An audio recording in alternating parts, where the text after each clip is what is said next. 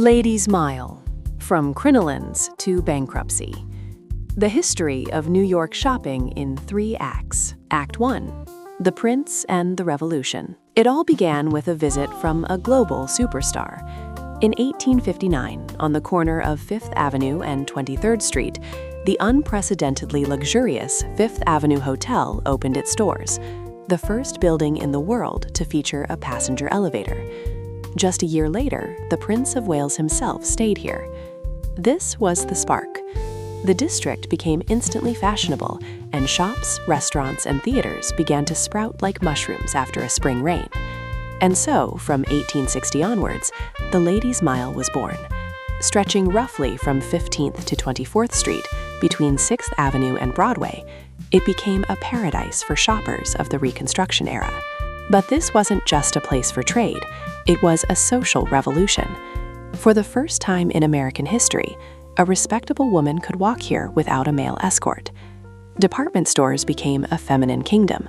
They featured the first ladies' retiring rooms and tea salons, allowing women to spend the entire day outside the home. Act 2. Cast iron palaces and carriage traffic.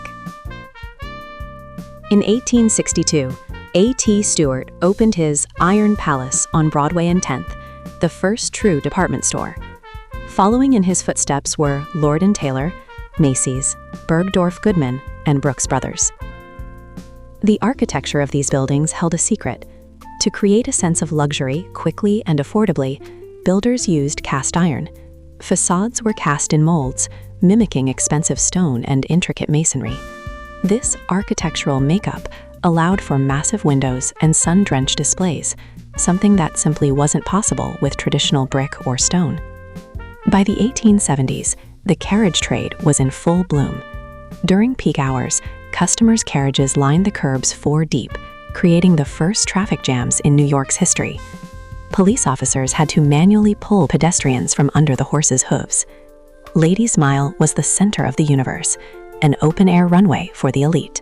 Act 3. The Great Northern Exodus. But fashion is heartless. In 1878, the elevated railway, known as the L, was launched along 6th Avenue.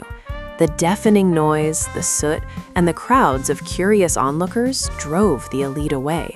The aristocracy, with a look of pure disdain, surged further uptown, straight toward 34th Street.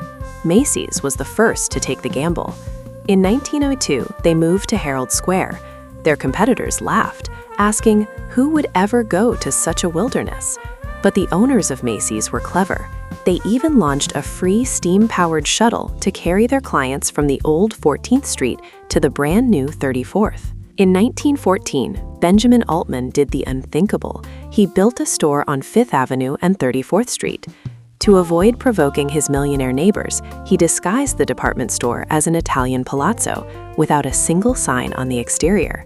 In 1914, Lord & Taylor opened its own palace on 5th Avenue. It stunned the city with hydraulic display windows that rose directly from the basement, a system that is still in operation today. The Ladies' Mile was left empty. The district fell asleep for nearly 70 years, which, ironically, saved it from demolition. In 1989, these buildings were designated as historic landmarks, preserving the cast-iron beauty of the past. Epilogue, the last of the Mohicans. In the 20th century, the new palaces on 5th Avenue seemed eternal, but the 21st century brought an enemy that couldn't be defeated by a beautiful window display, the internet.